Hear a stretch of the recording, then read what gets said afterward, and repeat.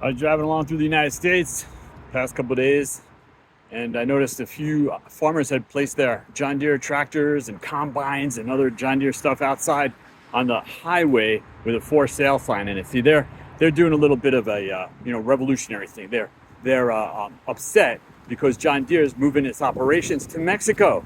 Yeah, gonna be largest one of the largest agricultural utensil manufacturers in the United States. And these are large ticket items, 250,000, $500,000. They're moving their stuff to Mexico because it's cheaper to make it down there, and they can make more profit here in the United States from the farmers. They'll probably continue to buy it because that'll die out. Not everybody had their John Deere stuff out. A lot of them were still driving them around in the fields. Now, the reason I'm saying this is I don't agree with that. I think they should stay in the United States. NAFTA is dog, and they're just going to mistreat the workers probably. Maybe, I don't know. Maybe it'll all work out for them, and maybe that'll be great, and I'll be happy about that. But I don't know. But what I'm talking about is the farmers, right? A few years ago, well, actually, if you ask about it, oh, why aren't Americans working on the farms, right? And they'll say, well, these are jobs that Americans don't want. Well, here I am. I'm an American. I'm professionally trained, and I had an interest in agriculture. And I'm not a farmer, and I don't have an agricultural degree, but I wanted to do some farm work. And I know that historically in the United States, farm work is, if not greatly paid, it's well paid, and you can raise a family on it. You can get yourself a house, and you can live well, or at least you used to be able to.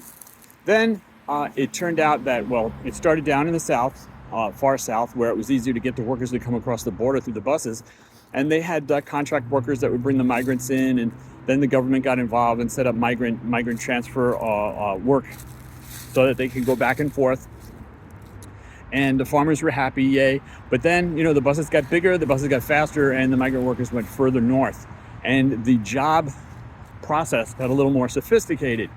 And they had what you call farm worker brokers, and they were, like employment companies. And they would take over, they would go to a farmer and say, hey, I'll do this certain type of work. I'll get you these workers for this fixed price.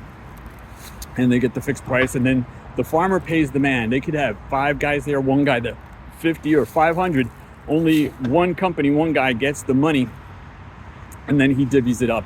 And he's the one who's supposed to be responsible getting them, handling the other things about them, where they're going to live and all that stuff. And that got kind of complicated, and it gets pretty ugly, and it's very ugly right now. So to get to the point, on 3 separate occasions, I went looking for those jobs because I don't give up on the first try. And I was told, well, I went to the farmer, and the farmer said, no, you got to go talk to the broker. They're the ones that they get the jobs from, because they don't hire anybody direct. And a lot of them don't hire anybody direct because even though they're farmers, they actually have other jobs. They just own the land, and then they contract out to have it farmed, to have it planted, to have it cut, to have it harvested. All that is contracted out along with the workers, which is contracted out separately. Even the trucks, those John Deere tractors that you see along the way and driving around, a lot of those are contractors, and they drive around the country doing different things. They're not owned by the specific farm most of the time. So I was told I would have to go see somebody else to go get the job. So I went to go see somebody else, and I got a long spiel from them. So that was the second time. That didn't work out that season. The third season, it got a bit more blunt, where I was talking to the folks, and they said, well, we can't get you a job because you're not Mexican. You're an American. Why would you want these jobs? Americans don't want these jobs. And I said, I do want these jobs. And they said, well, it pays such and such and so and so. And I said, you know what? I'm willing to do that. And I'll just get a job elsewhere because I need this experience because I want to become a farmer, right? Didn't happen. So let me tell you something. Americans have been shut out of that market. And those jobs have been driven down into the level of slavery. People are getting exploited, and we're getting cheated. We're getting cheated out of a lot of things. For example, the average age of farmers is older than me, and I look like an older guy. The average age of farmers in the United States is older than I am. And there's not a whole lot of new people going out there. We hear foreign corporations coming in and buying the farms and things like that.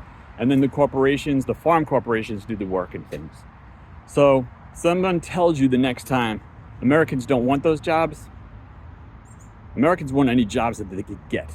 And they should pay fair. And they shouldn't be cheated. And neither should people that come here to do their farm labor. Thank you.